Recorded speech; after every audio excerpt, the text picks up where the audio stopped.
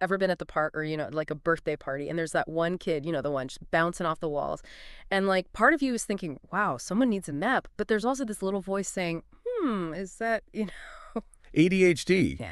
Yeah, we see those kids everywhere, but it's not always just about being high energy. Right. It's more nuanced than that, which is why we're diving deep into ADHD management today. And we've got a really interesting perspective to unpack from a tech CEO, no less, John Hookway.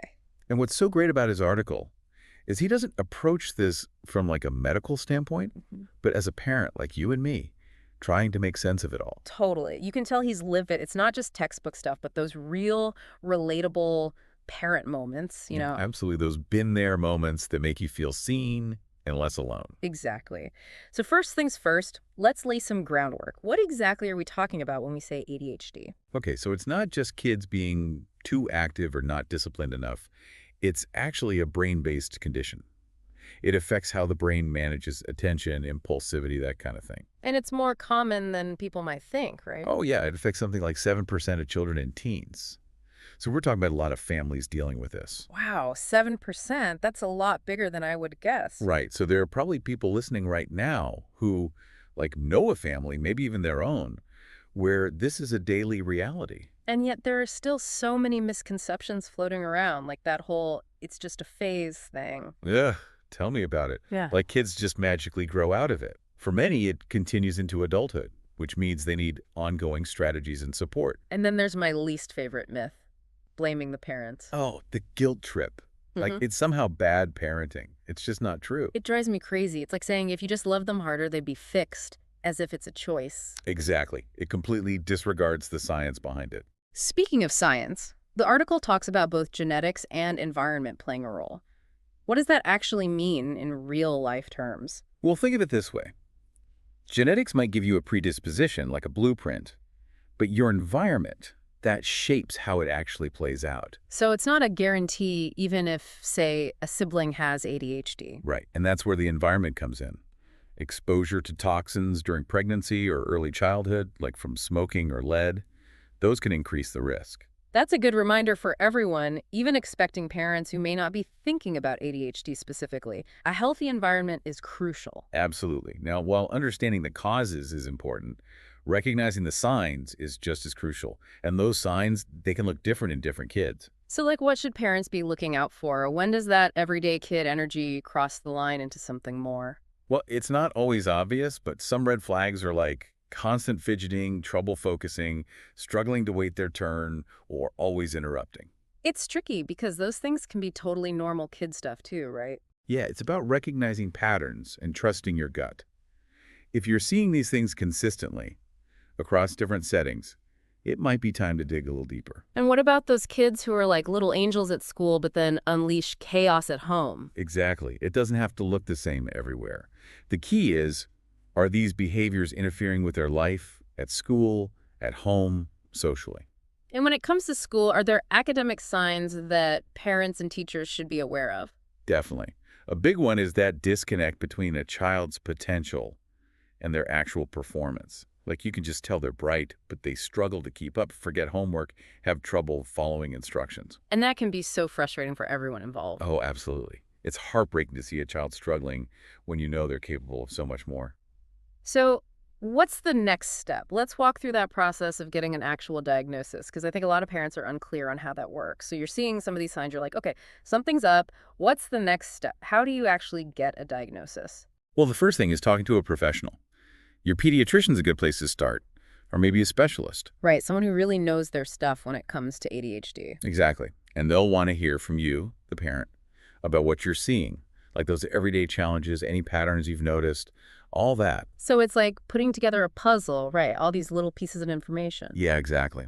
They'll probably want to talk to the child's teacher, too, get their take on things. Because what's happening at school can be a whole different story, right? Oh, totally. And they might use some questionnaires, observations, maybe even other assessments, too. Just to be sure it's actually ADHD and not something else that looks similar. Right. Got to rule out any other possibilities. It's about being thorough. Now, once a diagnosis is made, that's where the real journey begins. And I imagine it's not one size fits all, right? Each kid's different. Exactly. Finding the right combination of strategies, the right support, that's key. And the article talks about treatment often being like a two-pronged approach, medication and therapy. Yeah, those are often the big ones. Let's start with medication. I think there's still a lot of, I don't know, maybe hesitation or confusion around that. Definitely. It's important to remember medication's a tool. It's not a magic cure-all. Right, like it's not just going to instantly fix everything. Exactly. And like any tool, you got to use it right, with guidance from a medical professional. Makes sense. Now, are all ADHD medications the same? Ah, good question. You've got stimulants, those are common. They basically increase certain neurotransmitters in the brain, Hmm. helping with attention and impulse control. So it's not about like speeding up the brain, as some people might think. No, not at all. It's more about fine-tuning those executive functions, the things that help us plan and organize. Okay, that makes a lot more sense. And what about non-stimulant options? I've heard those mentioned too.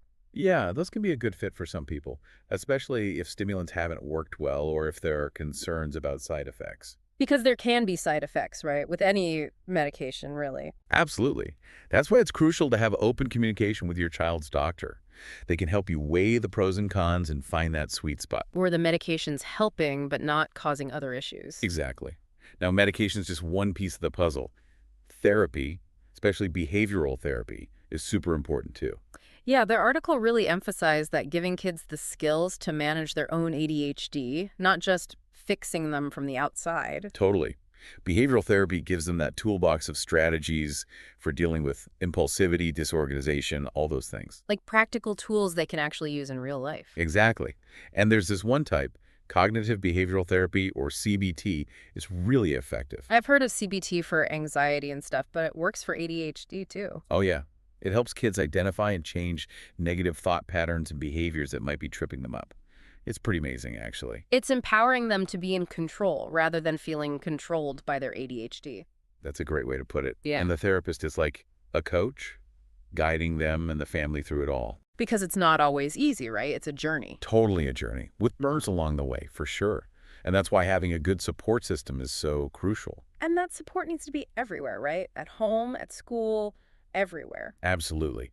Consistency and predictability, especially at home, those can make a world of difference. Like routines. He actually shared his family's morning routine in the article, right? He did. It was impressive, gotta admit, like super detailed. I was amazed, but also a little terrified. Like, can I even achieve that level of organization?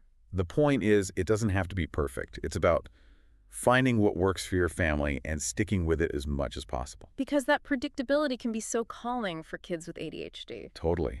And along with routines, positive reinforcement is huge. Catching them doing something right, celebrating those wins, even the little ones. It's easy to get caught up in what they're not doing, so focusing on the positives can be a game changer. For real. Now, school's a big piece of the puzzle, too. Open communication between parents and teachers is essential. Working together as a team to figure out what each child needs to thrive. Exactly. And in some cases, that might involve setting up an IEP, an individualized education program. Right, to provide extra support tailored to their specific needs. Yeah, like extra time on tests or maybe a quiet space to work. But navigating that whole IEP world can be tricky. Parents often have to become strong advocates. Because every child deserves the chance to succeed, right? Absolutely. Now, beyond those more formal supports, there are things we might not think about that can have a big impact, Like what? like nutrition and physical activity, believe it or not. Really? Okay, I'm super curious about this.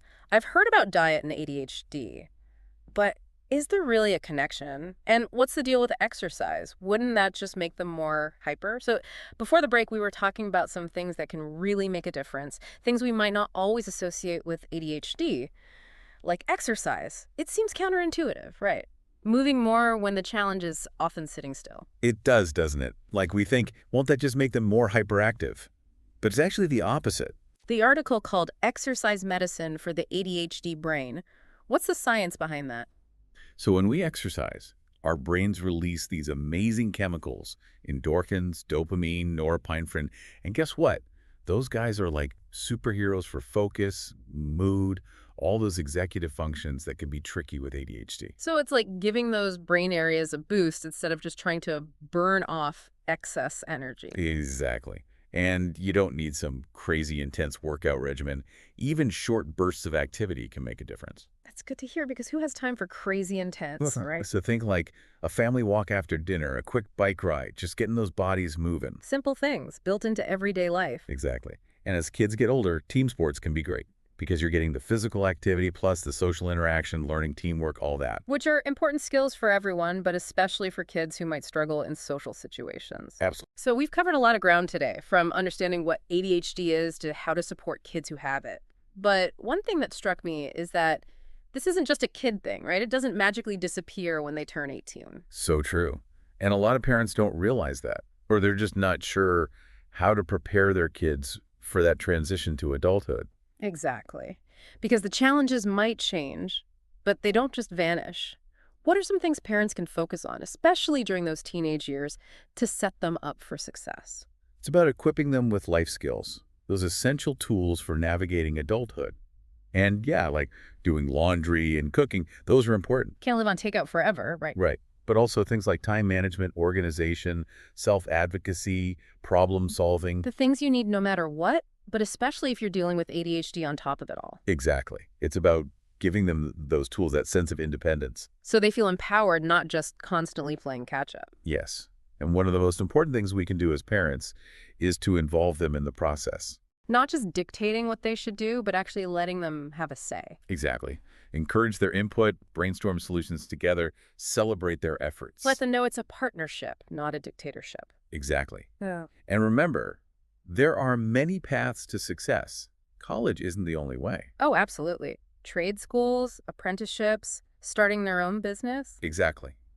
It's about finding the right fit for each child, their strengths, their passions. And who knows what the future holds. The article mentions some really exciting research happening around ADHD. Oh yeah, it's a really hopeful time. Like personalized medicine tailored to each person's unique brain chemistry. That's amazing. That does feel kind of futuristic, but in a good way. Right. And the research into things like the gut-brain connection, that's exploding right now. Yeah. There's so much potential for new treatments, new ways to manage ADHD. It's a lot to be hopeful for sure. But I think the most important takeaway from everything we've discussed today is that it's about meeting our kids where they are right now. 100%. Celebrating their strengths, embracing those quirks that make them who they are, and approaching this journey with compassion and patience. Because they're not just their ADHD, they're so much more than that. Exactly. And we want to hear from you. What resonated with you today? What questions do you still have? Share your experiences, your insights. Let's keep this conversation going. Because we're all in this together, right? Absolutely. Thanks for joining us for this deep dive. We'll catch you next time.